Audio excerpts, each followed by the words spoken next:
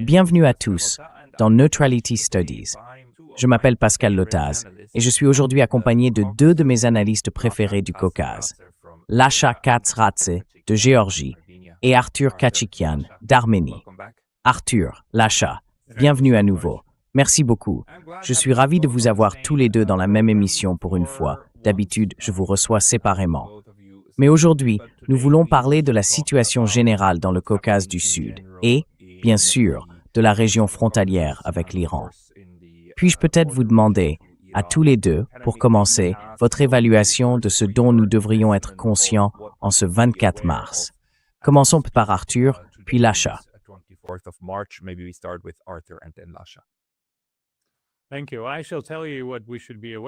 Merci. Je vais vous dire de quoi nous devrions être conscients. C'est une catastrophe économique imminente. Je ne suis pas économiste, mais d'après ce que je vois dans les actualités et les gros titres, les prix du carburant, du gaz, du pétrole, et ensuite ceux de la nourriture, vont exploser. Nous faisons face à une crise économique mondiale. Dans certains pays d'Asie, il y a déjà des pénuries de carburant. Cela va se propager. Et nous assistons à cette folie, ce projet d'occuper le détroit d'Ormuz et l'île de Kharg, ce qui va encore aggraver le conflit, entraîner des pertes américaines et transformer les soldats américains en cibles faciles pour les drones et les missiles iraniens. Donc même sur le plan militaire, cela n'a absolument aucun sens. Et même si cela réussit, cela ouvre la voie aux États-Unis pour se retrouver dans des scénarios à la Irak ou Afghanistan. 8 ans pour le premier, 20 ans pour le second. Je ne sais plus comment raisonner avec les personnes qui prennent ces décisions. Voilà, en bref, c'est ce que je dirais en bref. Lasha, sur quoi te concentres-tu principalement en ce moment, alors que tu essaies de comprendre ce qui se passe en Iran et autour du pays?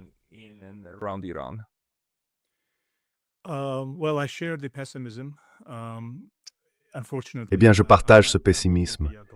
Malheureusement, je vois le verre à moitié vide ici parce que, voyez-vous, nous savons que cette guerre, d'abord la guerre de 12 jours, et maintenant ce plan visant à détruire et à démembrer l'Iran et d'autres nations souveraines, a une portée bien plus vaste. Bien sûr, il y a un élément fondamental très fort ici, à savoir, vous savez, Israël et la manière dont les négociations se sont déroulées. Je remonterai au début des années 1990, lorsque Israël voulait pénétrer la région par l'Azerbaïdjan. Cet élément ne peut pas être écarté, mais il y a ici une vision plus large, évidemment. Il s'agit d'affaiblir et d'exporter le chaos dans l'ensemble de la région. Et la cible ici, c'est la Russie. La cible ici, c'est la Chine, au détriment des subalternes, les républiques du Caucase du Sud.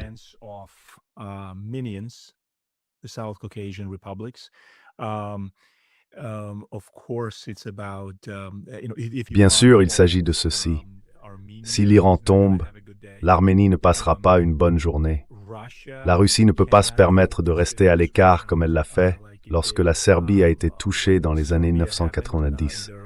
Elle n'a tout simplement rien pu faire, puis elle a en quelque sorte libéré sa revanche sur la Géorgie en 2008, puis finalement sur l'Ukraine. Cette philosophie selon laquelle l'Occident fait ce qu'il veut n'a pas été bien perçue par Poutine. Mais en même temps, ils n'ont rien pu faire pour le Kosovo lorsque Bush a détaché le Kosovo, une partie historique de la Serbie. Pour faire court, je ne pense pas que la Russie puisse se permettre d'en faire autant. Je pense que la Russie suit de très près ce qui se passe. La Chine aussi. Et le Caucase du Sud. Ce ne sera pas bon pour le Caucase du Sud si l'Iran tombe ou se retrouve démembré d'une manière ou d'une autre.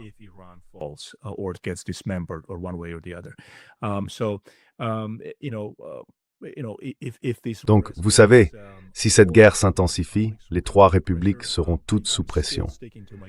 Je reste sur mes positions et je dis que si Aliyev pense qu'il s'agit d'une sorte de triomphe, eh bien, il y a eu un triomphe à court terme. Nous savons tous ce qui s'est passé avec le Haut-Karabakh. Mais il n'y a ni profondeur stratégique, ni avenir stratégique, si l'on évalue la situation ainsi, ni pour l'Azerbaïdjan, ni pour l'Arménie. Alors, à quoi pense Pachinian? Peut-être qu'Arthur pourra nous donner une meilleure analyse à ce sujet. Je sais que la Géorgie reste largement sous le radar, très habilement. Mais dans l'ensemble, je pense que tout ce fiasco iranien représente un désastre potentiel pour toute la région, sans parler des effets économiques et des projets géoéconomiques en cours.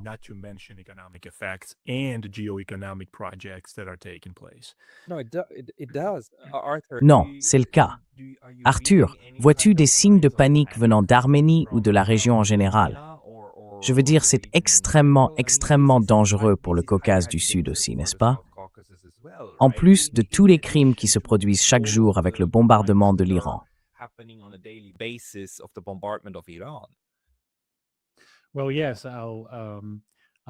Eh bien oui, je suis d'accord avec mon collègue, mon estimé collègue. Si l'on considère la situation dans son ensemble, il s'agit d'une attaque contre la Russie et la Chine. Une fois que l'Iran tombera, toutes les voies de communication nord-sud reliant la Russie à l'Iran et plus au sud seront coupées. Ainsi, l'isolement de la Russie s'accentuera. Vous savez, la Russie deviendra encore plus isolée. Et la Chine sera coupée de son approvisionnement énergétique dans le Golfe Persique. Il s'agit donc d'une attaque contre la Russie et la Chine. L'Iran est un allié clé de ces deux pays. Je suis d'accord avec l'achat. La Russie ne peut pas se permettre de rester inactive.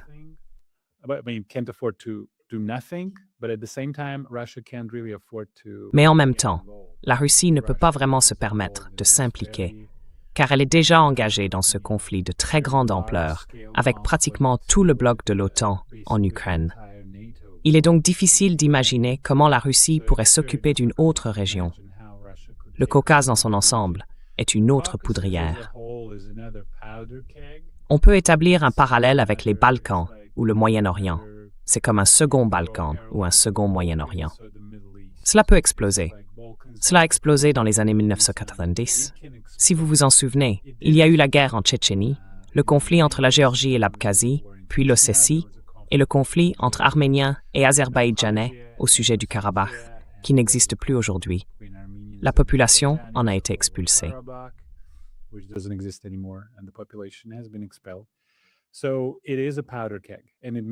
C'est donc une poudrière, et elle pourrait exploser. Je pense que dans cette région, ce à quoi nous assistons, c'est probablement à l'hégémonie de la Turquie et de l'Azerbaïdjan. Ils sont en alliance étroite. Cela ne se passera pas très bien pour les Arméniens. Cette personne qui a été portée au pouvoir par des pays tiers, ce n'est pas vraiment notre dirigeant. C'est un autocrate, un tyran. Il fait arrêter les chefs de notre Église.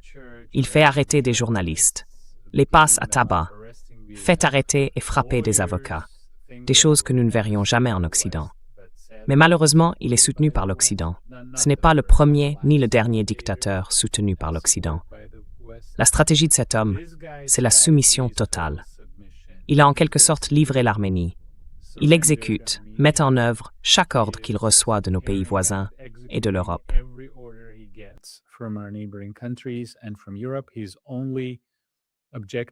Son seul objectif est de rester au pouvoir, car s'il ne l'est pas, il devra répondre à de nombreuses questions sur le désastre qu'il a infligé à l'Arménie.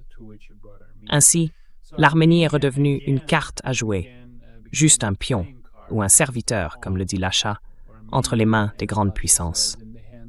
Nous avons beaucoup d'expérience en la matière, et tout cela est très tragique. Cela se termine généralement par l'extermination des Arméniens. Les Kurdes ont appris cette leçon à 2 reprises au cours des 8 ou 10 dernières années. Et nous l'avons apprise au cours des 150 dernières années. L'une des raisons pour lesquelles le génocide des Arméniens a eu lieu, c'est qu'ils ont fait confiance à certaines puissances pour les protéger, les défendre, et vous savez, ont essayé de compter sur elles.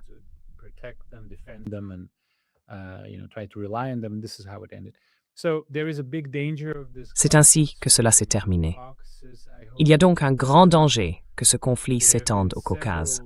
J'espère que non. Plusieurs avertissements assez sévères ont été adressés à l'Azerbaïdjan par certaines autorités, des commentateurs, dont le professeur Marandi, et j'ai le sentiment qu'il sait probablement quelque chose lorsqu'il dit cela. Peut-être reflète-t-il une position officielle dans ses propos. J'espère sincèrement que l'Azerbaïdjan ne s'impliquera pas. Jusqu'à présent, il a fait preuve de beaucoup de prudence, même après la chute de drones sur son territoire. Mais c'est une poudrière, elle peut exploser. Les choses pourraient empirer considérablement si ce conflit se poursuit.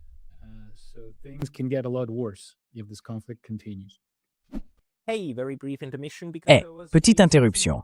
J'ai récemment été banni de YouTube. Même si je suis de retour, cela pourrait se reproduire à tout moment.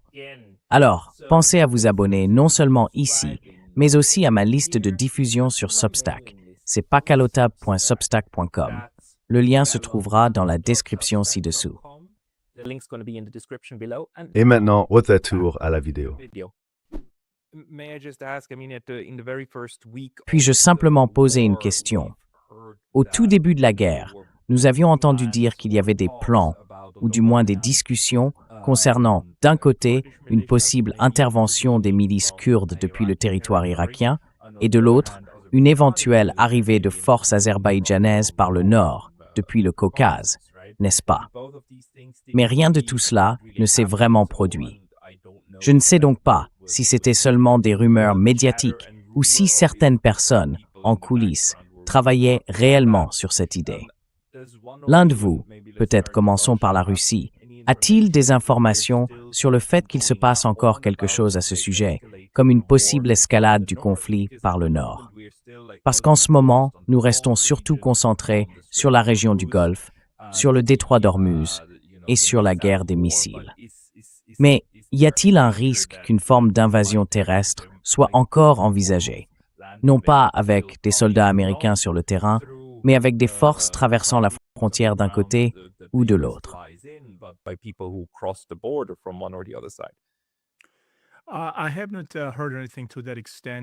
Je n'ai rien entendu d'aussi précis ni d'aussi détaillé, Pascal, si ce n'est que la question kurde dans son ensemble constitue depuis longtemps un problème au Moyen-Orient. La Turquie a peut-être su en tirer parti de manière brillante. Erdogan a bien joué ses cartes, mais jusqu'où son pari tiendra et se prolongera, c'est une autre question.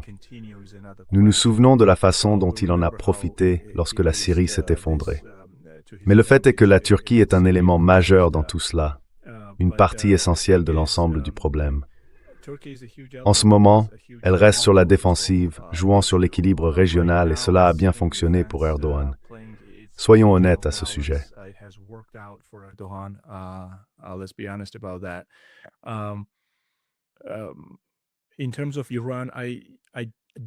En ce qui concerne l'Iran, je ne souscris pas à l'idée de démembrement de l'Iran, ni à celle de la minorité azérie, si tant est qu'on puisse l'appeler ainsi. Il y a en réalité plus d'Azéris vivant en Iran qu'en Azerbaïdjan. Mais toute la notion de séparation est profondément ancrée dans le nationalisme iranien. Ainsi, toute perturbation à ce niveau constitue un enjeu d'un ordre supérieur. Je veux dire, mobiliser les Iraniens pour quoi exactement? Pour rejoindre l'Azerbaïdjan, pour se démanteler, ils n'apprécieront pas cela. Certes, il existe un chevauchement ethnique, mais sur le plan national, ils ont un très fort sentiment d'identité en tant qu'Iraniens. Et d'après certaines recherches que j'ai menées à ce sujet, ils ne se sépareront tout simplement pas de l'Iran.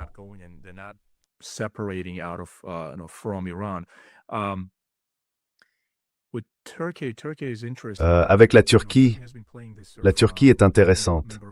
Elle joue un peu la carte du « je suis membre de l'OTAN », en s'occupant de toute la question kurde, en tirant parti et en la réglant dans une certaine mesure.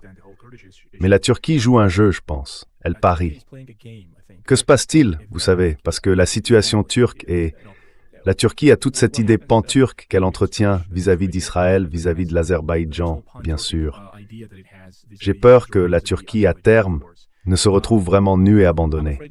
Oui, la Turquie a dit, je crois qu'avant, je m'écarte un peu du sujet là.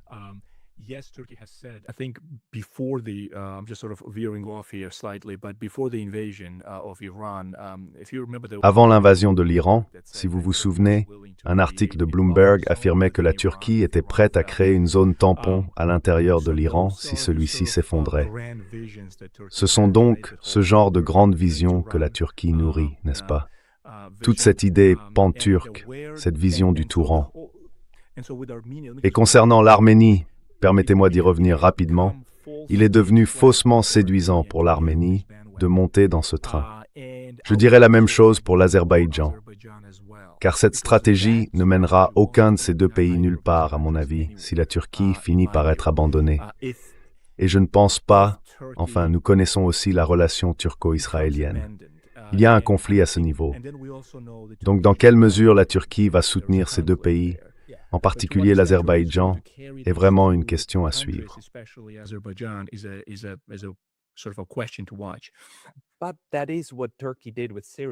Mais c'est ce que la Turquie a fait avec la Syrie. Je veux dire, nous regardons le modèle syrien. Plusieurs partis envisagent la Syrie comme un modèle pour l'Iran, parce que la Turquie a effectivement occupé une zone tampon en Syrie. Et de là, au final, elle a lancé une foutue offensive. Désolé, pardonnez mon expression, elle a lancé l'offensive en décembre 2024, qui au bout du compte a renversé, comment s'appelait-il déjà, Bachar el-Assad, n'est-ce pas? Arthur, qu'en penses-tu et qu'as-tu à ajouter peut-être à ce problème dans le nord de l'Iran? Je veux dire, l'Iran est stable, mais il semble que d'autres forces essayent de s'y opposer autant qu'elles le peuvent.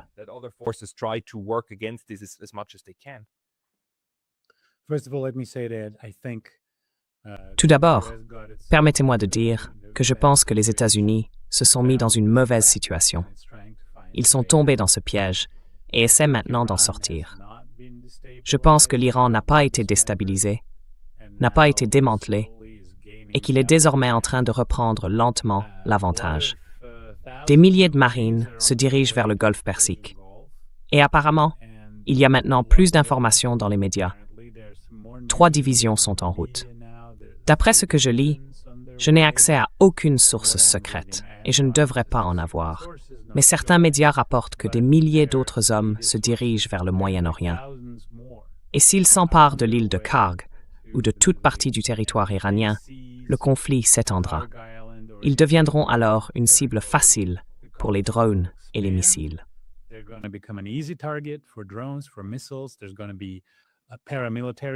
Il va y avoir des groupes paramilitaires, des activités terroristes. Cela va devenir un deuxième Afghanistan ou un deuxième Irak. Nous avons déjà tout vu. Nous savons comment ça fonctionne. Maintenant, en ce qui concerne la Turquie et l'Azerbaïdjan, d'après ce que j'ai vu, il y a eu une tentative de provoquer l'Azerbaïdjan et la Turquie. Un drone est tombé au Nakhichevan, puis un missile, je crois à 2 reprises, a été tiré en direction de la Turquie. L'Iran dit « ce n'était pas nous ». Certaines sources affirment que c'était Israël qui essayait de les impliquer. Parce qu'évidemment, la campagne aérienne a été couronnée de succès. Si l'on considère que tuer des milliers de civils et d'enfants est un succès. Et d'ailleurs, des civils sont également tués en Israël. Il faut être équitable, il faut regarder les deux côtés. Donc, oui, cela a été un succès, mais on ne peut pas changer un régime sans troupes au sol. Et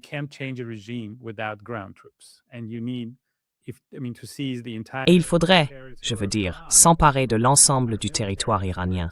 Selon nos experts militaires, il faudrait des centaines de milliers de soldats. J'espère qu'ils ne se suicideront pas en essayant cela. S'ils ne prennent qu'une petite partie du territoire, ils deviendront une cible et nous verrons des morts, des blessés, de lourdes pertes parmi les Américains. Alors, ils ont essayé d'impliquer les Kurdes et d'après ce que j'ai lu, les Kurdes ont refusé. Tu m'as trompé 3 fois. Honte à moi.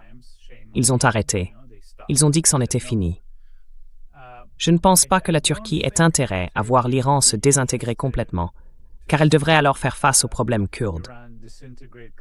Je ne sais pas ce qu'il adviendra des Azéris.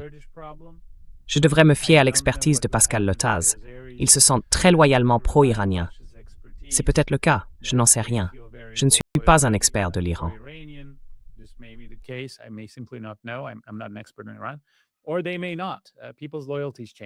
Ou peut-être pas. Les loyautés des gens changent. Il existe quelque chose qu'on appelle la propagande. Dans ma petite république, pendant 30 ans, nous considérions les habitants du Karabakh comme nos compatriotes.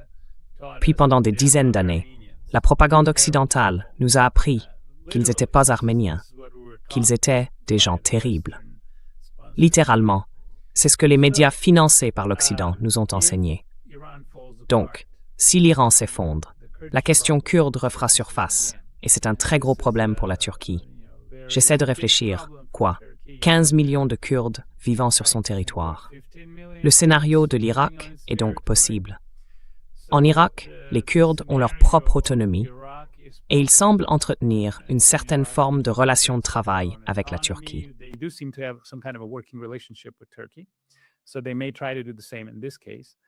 Ils pourraient donc essayer de faire la même chose dans ce cas. Et puis bien sûr, il y a la question de ce qu'il adviendra de la population azérie. C'est un groupe très important, environ 15 millions de personnes. Ils pourraient ou non revendiquer une certaine forme d'autonomie ou d'autogouvernance, et alors une sorte de rapprochement avec l'Azerbaïdjan pourrait se produire. Bien qu'à ce stade, nous ne voyons rien de tout cela. Ce ne sont donc que des spéculations. L'Iran reste assez fort et stable. Tout ce que je peux dire, c'est que j'espère que la folie cessera avant qu'une autre région ne s'embrase, car il n'y a pas que les Arméniens et les Azéris, les Géorgiens, les Ossètes et les Abkhazes risquent de s'affronter à nouveau.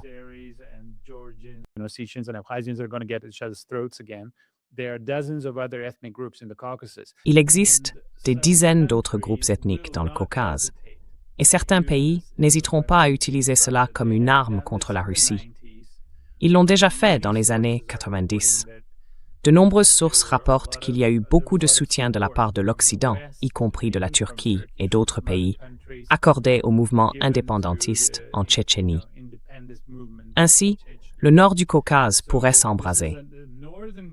Et vous savez, cela ressemble beaucoup à 1914.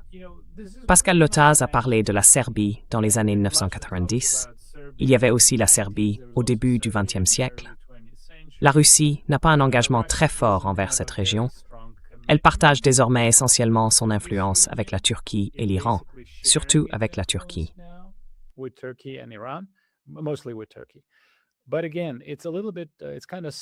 Mais encore une fois, c'est un peu dans l'impasse, parce qu'il n'a pas vraiment, tu sais, l'Angleterre et la France comme alliés, comme c'était le cas pendant la Première Guerre mondiale. Et il fait face à tout ce bloc occidental. Mais c'est assez dangereux parce que, comme je l'ai dit la dernière fois quand j'ai parlé avec Pascal Lotaz, il suffirait que la Chine s'implique d'une manière ou d'une autre, peut-être en commençant à faire du bruit du côté de Taïwan ou en s'engageant ailleurs. Et alors nous aurions une guerre mondiale classique. C'est la définition même d'une guerre mondiale. La plupart des grandes puissances impliquées dans de nombreuses régions du monde. Et je ne sais pas quand ce train s'arrêtera.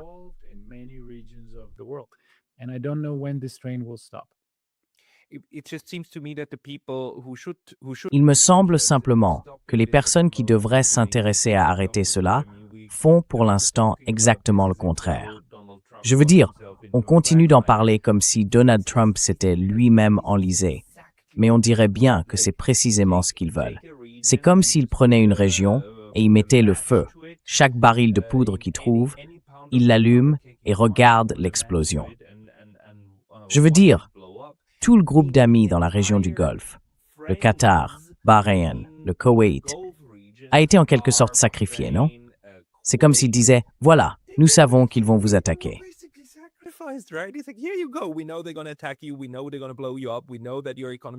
Nous savons qu'ils vont vous faire exploser. Nous savons que vos économies vont être ruinées. Nous savons que toutes vos exportations vont chuter. Nous savons que des gens vont mourir, peut-être même mourir de soif si vos usines de dessalement cessent de fonctionner. Mais vous savez quoi? Nous sommes prêts à payer ce prix. Donc je veux dire, si même les alliés ne sont pas à l'abri des États-Unis, que peuvent faire les autres en ce moment? Je veux dire, Lasha, entends-tu parler d'un mécontentement venant des États du Golfe et du Caucase du Sud?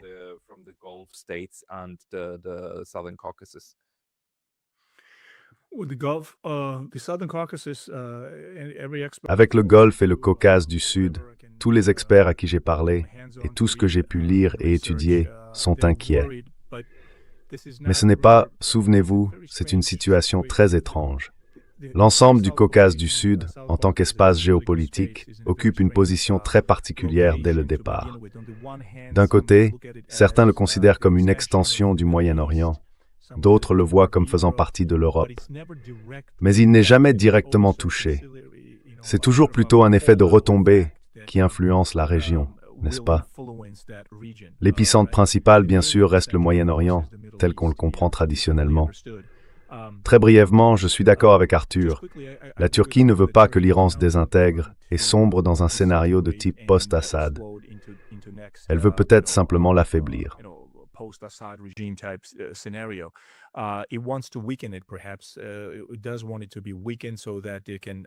Il souhaite qu'elle soit affaiblie afin de pouvoir exercer une influence bien plus grande vis-à-vis de la Russie également. Mais ce qui m'agace, c'est que tout le monde, il y avait cette sorte de sagesse conventionnelle dans les relations internationales, selon laquelle 3 grandes régions, si je puis me permettre de le souligner, sont d'une importance vitale pour la sécurité des États-Unis, n'est-ce pas? L'Europe occidentale, le Moyen-Orient et l'Asie du Nord-Est, donc la Chine. Voilà. Et vous savez équilibrer ou repousser, selon la manière dont on veut le formuler, le conflit potentiel avec la Chine ou gérer cette question. Et pourtant, nous en sommes là, à observer cela, souvenez-vous, de la première guerre du Golfe avec Bush père, juste après que Saddam Hussein eut imprudemment envahi le Koweït, et nous avons vu ce qui s'est passé ensuite.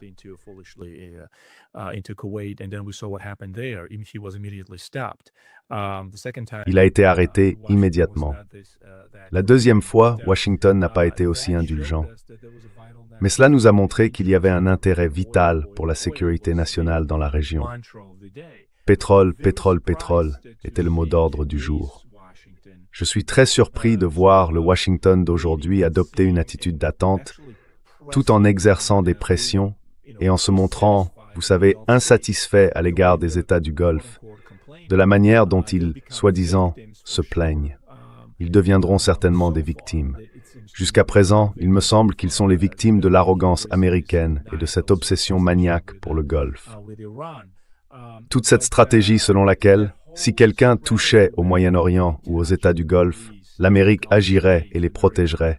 Et voilà que l'Amérique expose désormais tous les États du Golfe à un risque majeur. Et que voyons-nous?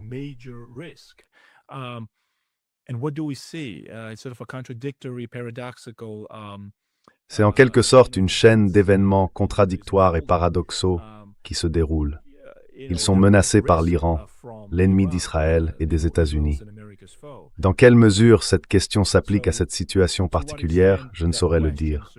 Oui, bien sûr, le pétrole sera protégé. Et si l'on peut imaginer une protection à grande échelle, si la Chine agissait, et si l'on se permettait de rêver un peu, d'élargir nos horizons, et d'imaginer la Chine décidant de manipuler le Moyen-Orient au point d'en expulser les États-Unis. Bien sûr, les États-Unis réagiraient. Mais à présent, on voit les États-Unis en quelque sorte sacrifier ces États du Golfe. Cela soulève une question dans mon esprit. Peut-être que je me trompe complètement sur le plan théorique, mais peut-être que vous pourriez.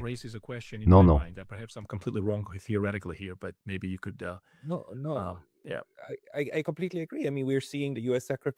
Je suis tout à fait d'accord. Je veux dire, on voit les États-Unis sacrifier leurs alliés, ce qui, à mon avis, devrait en réalité renforcer la motivation de tous ces États de la région à déclarer leur neutralité d'une manière ou d'une autre, à prendre leur distance par rapport à tout cela. Mais Arthur, je veux dire, l'Arménie, M. Pachinian, qu'est-ce que c'est maintenant? Presque 1 an? 8, 9 mois, non? Ils ont organisé cette rencontre, cette sorte de mise en scène à Washington, où l'Arménie et l'Azerbaïdjan se sont serrés la main, et Donald Trump a dit « Ah, j'ai résolu la guerre ». Et ensuite, ils allaient faire ce voyage, n'est-ce pas? Le corridor Trump, ce corridor de Zangezur, sous un bail américain de 89 ans, une sorte de tutelle, un accord très très typique du 19e siècle. Je veux dire, ce n'est pas signé, ce n'est pas un traité ratifié, ni rien, mais l'idée est toujours là.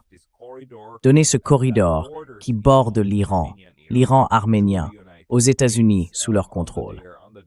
Est-il possible que les Arméniens, surtout maintenant, considèrent encore cette idée de Pachinian et se disent « Oui, vas-y, c'est bien ».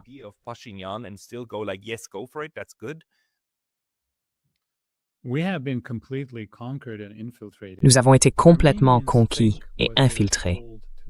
Les Arméniens pensent ce qu'on leur dit de penser. Nous sommes une petite république de 2,5 millions d'habitants. Nous avons des centaines de blogueurs formés en Occident ou payés par l'Occident. Notre seule chaîne de télévision est entièrement contrôlée par le gouvernement. Des milliers de personnes reçoivent de l'argent de l'Occident pour laver le cerveau de notre population au quotidien. C'est pourquoi j'ai dit que c'est la fin de la démocratie. La démocratie est devenue l'art de manipuler l'esprit des gens à travers les réseaux sociaux.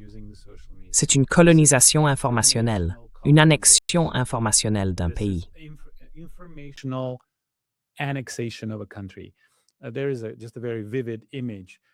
C'est une image très frappante. Il existe un certain type de guêpe qui s'infiltre en quelque sorte. Elle attrape un insecte et lui injecte du poison dans la tête. L'insecte devient paralysé, puis la guêpe pond ses œufs dans son cerveau. Les œufs commencent à le dévorer vivant et il ne peut même plus bouger. C'est une image très désagréable, mais c'est ce qui arrive à des pays comme celui-ci. On devient conquis sur le plan informationnel. Notre cerveau est conquis. Les Arméniens ont été convaincus par ces gens que renoncer à leur territoire et devenir, en somme, une colonie, comme tu l'as dit, tu l'as formulé avec beaucoup de politesse, revenait à faire de nous une colonie.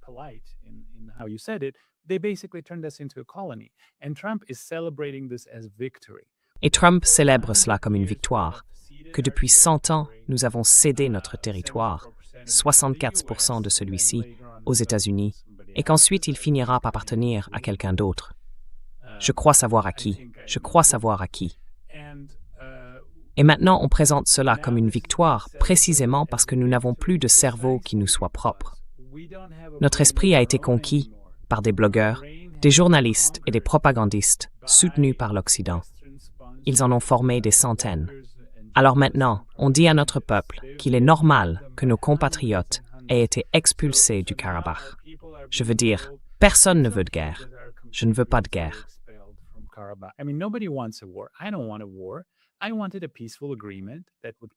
Je voulais un accord pacifique qui permettrait à ces gens de rester là, une sorte de partage du pouvoir comme cela se fait partout dans le monde. Je ne suis pas un ennemi de l'Azerbaïdjan ni des Arméniens.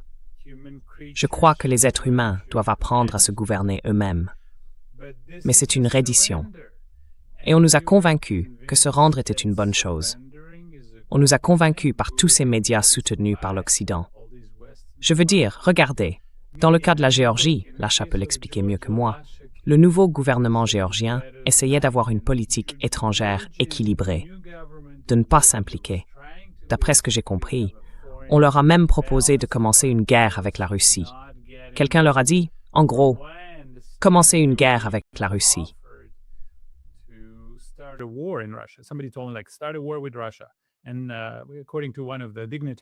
Selon l'un des dignitaires géorgiens, il a dit, eh bien, nous ne pourrons tenir que quelques jours.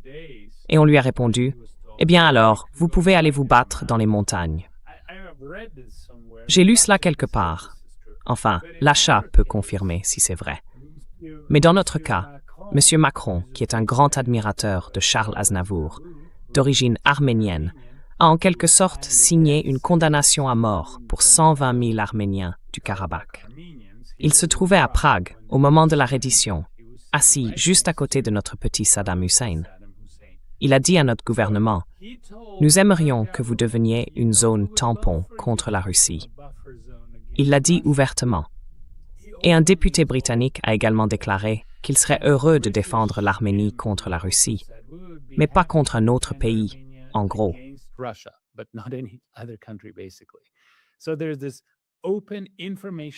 Il y a donc cette conquête informationnelle ouverte du Caucase. Et malheureusement, beaucoup de gens ne comprennent pas qu'ils ne sont qu'une carte à jouer et qu'ils seront ensuite abandonnés, comme la Géorgie l'a été en 2008, après que cette guerre a été provoquée, comme les Arméniens l'ont été tout au long des 150 dernières années, sans fin. Et tout cela n'a conduit qu'à une seule chose. Ils ont été exterminés. La politique des grandes puissances est donc un jeu très cynique, et il est très dangereux d'être conquis, de subir cette colonisation informationnelle de son pays, car alors, le peuple ne peut plus penser.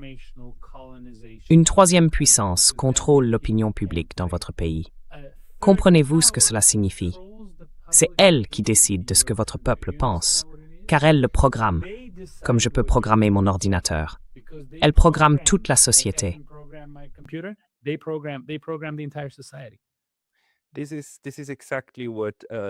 C'est exactement ce que la Géorgie s'efforce de faire, cesser avec la loi sur les ONG et tout le reste. Nous en avions parlé la première fois que nous avons discuté, il y a environ 2 ans, je crois. J'avais intitulé cette vidéo « Celle qui s'est échappée ». Je veux dire, pour une raison ou une autre, la Géorgie a réussi à tirer cette leçon en 2008, puis à agir en conséquence. Comment cela s'est-il passé?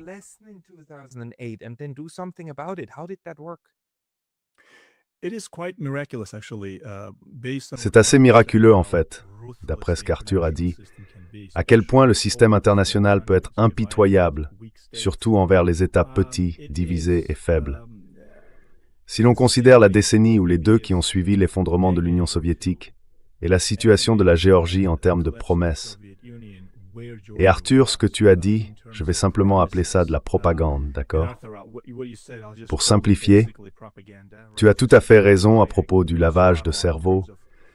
Tu sais, de la manière dont ces pays radicalisent leur société autant que possible entre les partisans de l'Est et ceux de l'Ouest, pour ensuite en venir à s'entretuer, affaiblissant la société au point qu'une tierce partie, disons les États-Unis ou la Russie, interviennent et disent « on va s'occuper de vous ».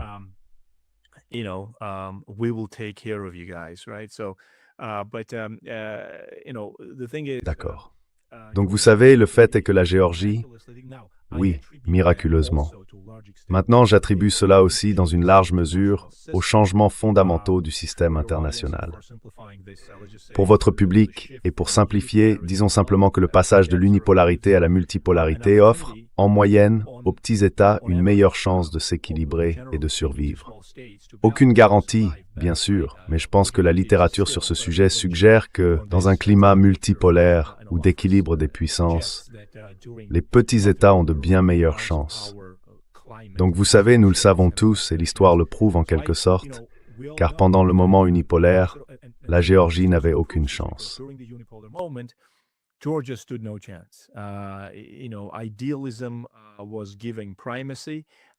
L'idéalisme a été placé au premier plan.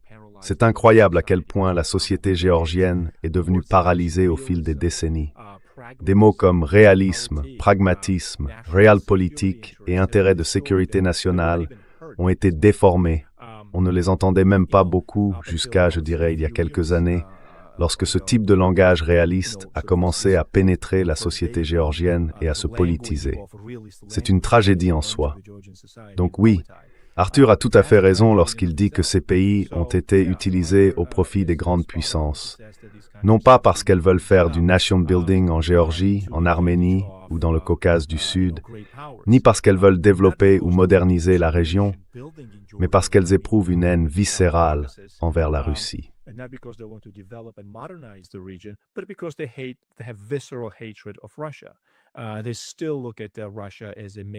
Ils considèrent toujours la Russie comme un grand adversaire stratégique. Cela s'est révélé faux. Mais en attendant, peu importe si nous pouvons affaiblir la Russie, utiliser ses sbires comme béliers, et si la Russie ensuite fait encore quelque chose de fou, comme envahir la Géorgie, s'emparer de l'Abkhazie ou de l'Ossétie du Sud, ou cette fois reconnaître ces 2 régions comme des pays distincts à l'intérieur d'un autre, qu'il en soit ainsi. Nous leur dirons qu'ils sont courageux, épris de liberté, qu'ils se battent contre cette Russie monstrueuse. Quand tout cela, voyons, nous ne pouvons pas oublier l'Ukraine ici, n'est-ce pas? Le gorille de 250 kilos dans la pièce.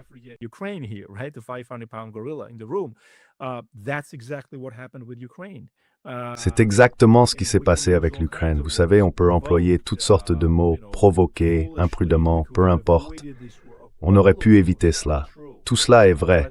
Mais imaginez, pensez au moment où nous parlons de ces questions. Toujours après coup. C'est toujours comme ça. Et ensuite, nous nous excusons toujours en Occident. Nous disons toujours, bien sûr, cela aurait pu être évité. Eh bien, il y a beaucoup de gens intelligents à Washington et à Bruxelles qui auraient pu dire « Prévenons cette folie ». Vous savez, la Russie ne permettra jamais que la Géorgie, sans parler de l'Arménie ou de l'Ukraine, devienne membre de l'OTAN à ses frontières.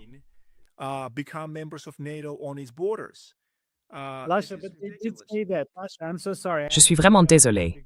Je dois intervenir parce que tu fais un excellent point. Ils l'ont dit. Oui, ils l'ont dit. Vertebrata qui silbernozini ombrevisi. C'était François Hollande, celui qui allait voir sa maîtresse à vélo. Typiquement français. Je crois que c'est lui qui a dit ça, non? C'était Hollande et Merkel qui disaient que la Russie n'accepterait jamais cela. Ne faisons pas ça. C'était en 2007, non? 2008 Bucarest. 2008 Bucarest, bien sûr. Oui, oui, oui. Le professeur Merchimer en parle tout le temps. C'est un fait bien connu. Et Merkel l'a admis.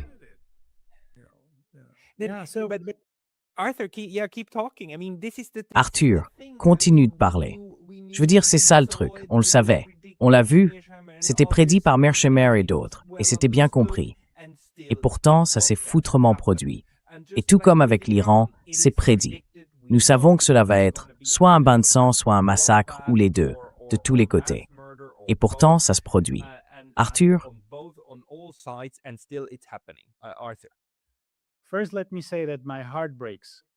D'abord, laissez-moi dire que le cœur me brise quand je vois ces morts. Quand je vois de jeunes garçons ukrainiens, de jeunes garçons russes tués. Je vois des milliers de tombes. Je vois ces pauvres gens traînés dans la rue, forcés d'être enrôlés. C'est déchirant. Ils crient tandis qu'on les met dans des voitures pour les envoyer à l'abattoir. Ce sont des gens qui vivaient paisiblement, pour le meilleur ou pour le pire, avec tous les problèmes liés au fait de faire partie d'un empire. Si vous appelez cela un empire, il n'y a pas de débat là-dessus.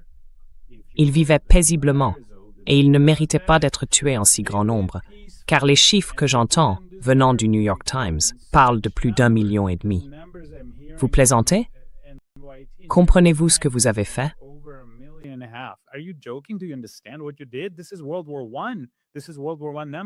C'est la Première Guerre mondiale.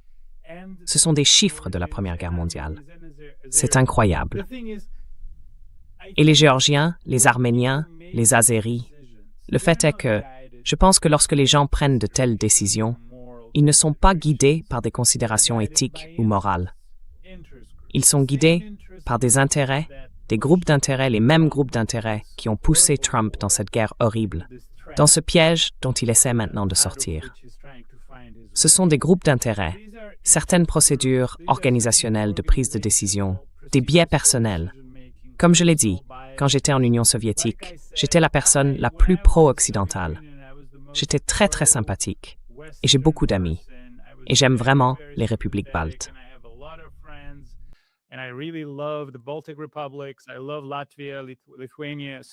J'aime la Lettonie, la Lituanie, l'Estonie. J'ai beaucoup d'amis en Pologne, en Tchécoslovaquie, comme on l'appelait à l'époque.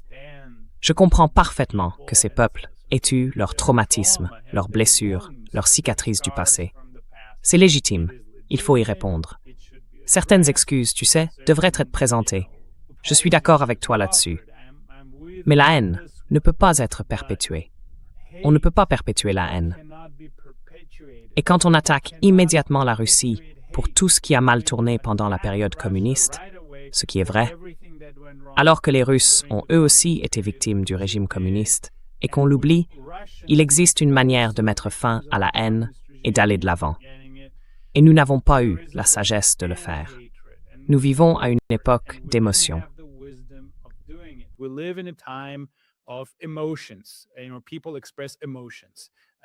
Vous savez, les gens expriment des émotions. Et maintenant, nous sommes dirigés par des personnes qui se comportent comme des tout-petits. Ils sont guidés par leurs émotions. Ce sont des fanatiques. Je veux dire, j'ai cité Pete Hegseth l'autre jour. Vous savez, un type très macho, un vrai homme, avec un large public, probablement composé surtout de femmes, et d'un petit pourcentage d'hommes. Mais il parle comme un enfant. Ces gens parlent comme des enfants. Je ne sais pas comment les convaincre. Je ne sais pas quoi leur dire. Vous provoquez une famine mondiale. Un représentant des Nations Unies a dit que nous risquions de voir des millions de réfugiés, potentiellement, et une crise alimentaire mondiale comparable à celle de 1929. Et ils n'arrivent toujours pas à s'arrêter. Alors je ne sais pas comment discuter avec ces gens.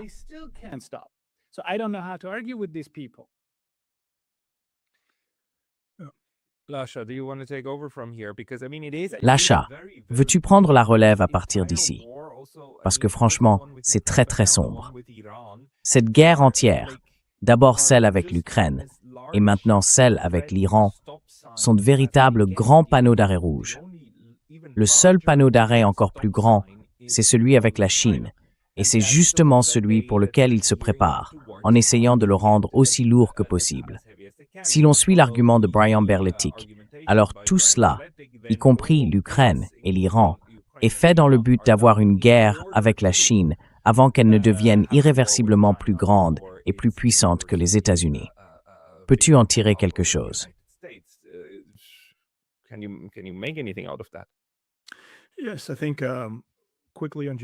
Oui, je pense que rapidement, sur le plan géopolitique, les trois pays vont essentiellement stabiliser la situation en réalisant qu'ils ne peuvent pas s'anéantir mutuellement puisqu'ils sont tous des puissances nucléaires.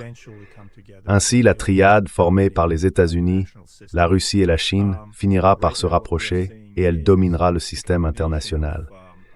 En ce moment, ce que nous observons, c'est une sorte d'utilisation des périphéries, les périphéries du monde, si l'on veut, pour tester jusqu'où chaque État peut aller. Encore une fois, bien sûr, il y a certaines variables que nous ne pouvons pas ignorer, à savoir la haine et l'inquiétude d'Israël, pour le dire avec modération, à l'égard de l'Iran, puisqu'il considère l'Iran comme une menace existentielle, n'est-ce pas?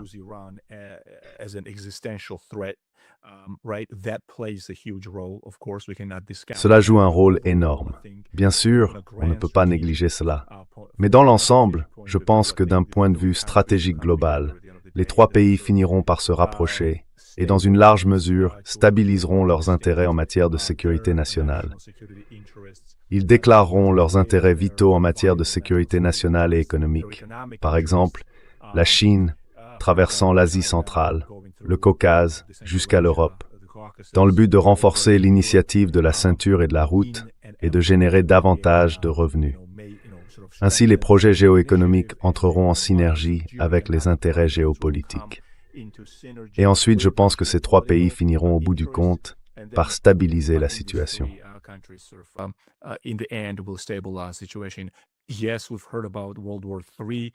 Oui, nous avons entendu parler du scénario de la Troisième Guerre mondiale. Vous savez, d'un point de vue mathématique, une sorte de positivisme logique ne fonctionne pas ici, à mon avis. Nous pouvons examiner l'histoire autant que nous le voulons, mais je ne pense pas que l'environnement actuel soit celui d'une Troisième Guerre mondiale. Avec des puissances nucléaires, il y aurait un Armageddon. Cela mettrait simplement fin au monde, si c'est ce qu'ils envisagent. Donc je pense que oui, il y a des gens fous, des personnes guidées par l'idéologie, à Bruxelles, à Moscou, bien sûr, et aussi à Washington. Ces idéologies, dans une certaine mesure, se battent pour imposer et mettre en œuvre leur propre vision de la politique étrangère. Mais je pense que la géopolitique et les intérêts de sécurité nationale finiront par l'emporter.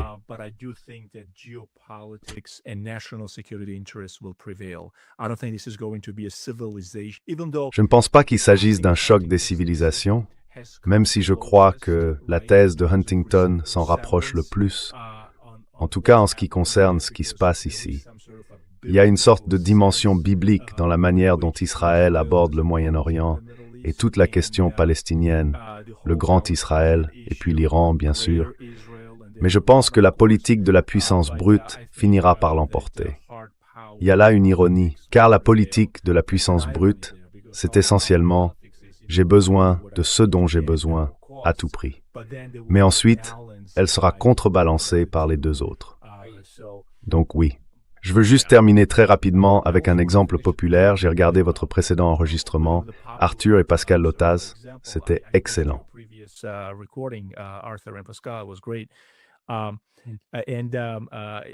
Et je pense que nous sommes tous des libéraux cachés, laissez-moi vous dire. Parce que quand Arthur parlait de se souvenir du début des années 90, écoutez, ma grand-mère, je m'en souviens comme si c'était hier, écoutant la voix de l'Amérique. C'était comme ça. Et maintenant, nous savons tous que l'USAID et la voix de l'Amérique sont devenus, n'est-ce pas? Mais le fait est que nous croyons tous instinctivement au projet occidental, au dividende de la paix. Le dividende de la paix ne nous a pas rapporté grand-chose, malheureusement. J'ai dit, c'est ça la tragédie de l'Occident. Ils se sont trompés eux-mêmes. Ils auraient pu gérer la Russie. Ils auraient pu gérer la Chine. Bien qu'avec la Chine, vous savez, c'est une hégémonie régionale. La Russie n'allait jamais être une hégémonie régionale. Ils ont choisi de ne pas le faire.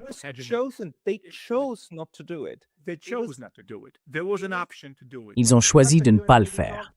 Il y avait une option pour le faire. Mais, Lasha, toi et moi avons parlé à l'ambassadeur Jack Matlock. Tu sais, quelqu'un qui a dit « Ne fais pas ça, Arthur ». Je veux dire la déception qui transparaît dans ta voix face à tout ce rêve libéral. Il ne s'est pas simplement effondré sous nos yeux, il a été brisé par ces gens. Qu'en penses-tu? Est-ce qu'on a simplement trop cru? Oui, Arthur. Désolé, puis-je poser une question à Arthur? Arthur, vas-y, d'accord. Je pense qu'à chaque fois que la société humaine traverse une certaine transition, elle invente un système conçu comme juste, non corrompu, éthique, enfin équitable. Et puis, inévitablement, un certain groupe de personnes trouve un moyen d'abuser de ce système. Je veux dire, Pascal a pris l'exemple de Napoléon. On peut aussi citer Oliver Cromwell, le chef de ce qu'on appelle la Révolution anglaise. En Angleterre, ils appellent cela la guerre civile. En fait, il est devenu le nouveau roi, pour ainsi dire, de l'Angleterre, sans jamais devenir officiellement roi, mais il utilisait même le même sceau. Il ressemblait presque au sceau officiel du roi, le sceau d'État officiel. Les êtres humains inventent des systèmes censés produire la justice et la moralité, puis ils inventent des moyens de les corrompre.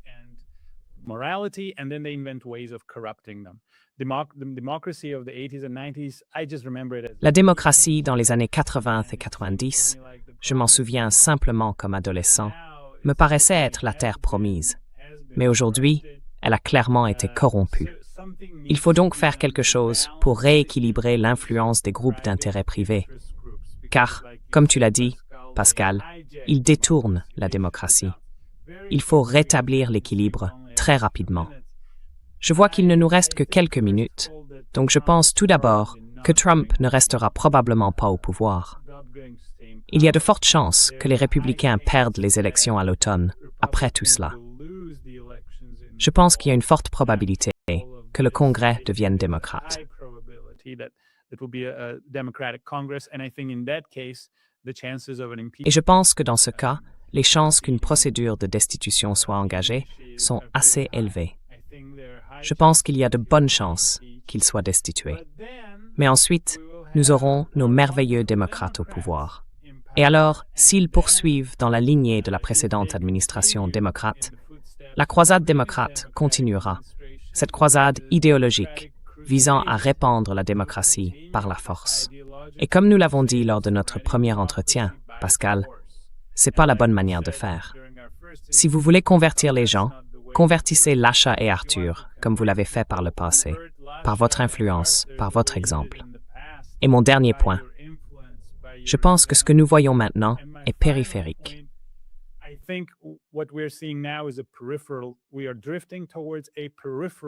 Nous dérivons vers une troisième guerre mondiale périphérique.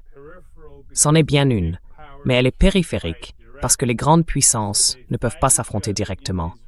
Elles se combattent donc indirectement dans ces régions. C'est une troisième guerre mondiale par procuration. C'est vers cela que nous nous dirigeons.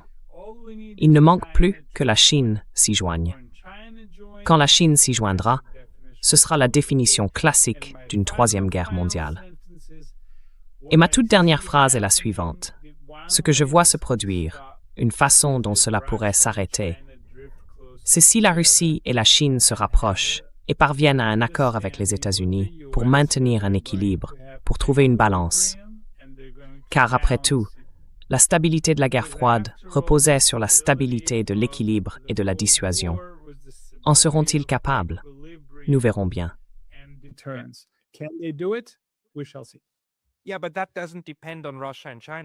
Oui, mais cela ne dépend pas de la Russie et de la Chine. Non, cela dépend des États-Unis et de leur volonté d'accepter un équilibre. Parce que s'ils disent « Oh oui, faisons cela », puis s'en servent pour les poignarder dans le dos dès qu'ils le peuvent, eh bien tu sais, nous avons vu les États-Unis, encore et encore, utiliser la diplomatie, ce beau langage plein de promesses, comme un moyen de frapper un autre jour. Et l'Iran en est, je suppose, l'exemple parfait. Mais Lasha, l'alignez-vous, une minute pour toi.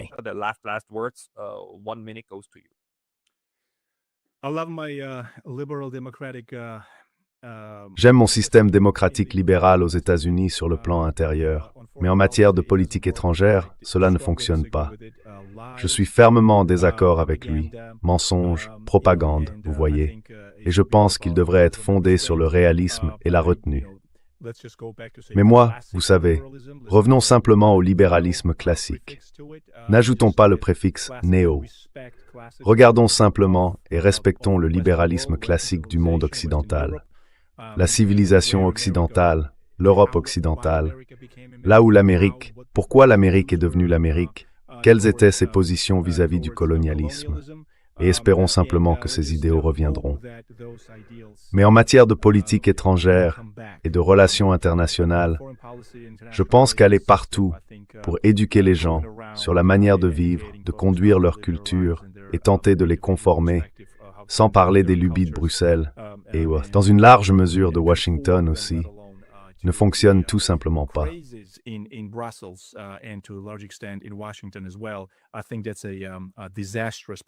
Je pense que c'est une politique désastreuse et que la souveraineté doit être respectée.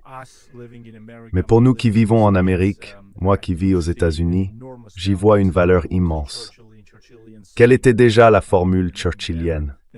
Nous ne pouvons rien imaginer de mieux que la démocratie. Donc je pense que nous devons la défendre et la chérir. Mais malheureusement, au cours des 3 ou 4 dernières décennies, elle a été, vraiment bafouée, et quelque chose a terriblement mal tourné. Nous ne pouvons pas l'identifier avec précision, mais nous avons une assez bonne idée de ce que c'était. Et je pense donc que nous devons être encore plus vigilants.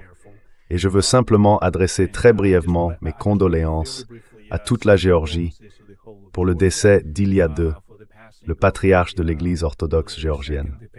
Merci de m'avoir permis de le faire, Pascal.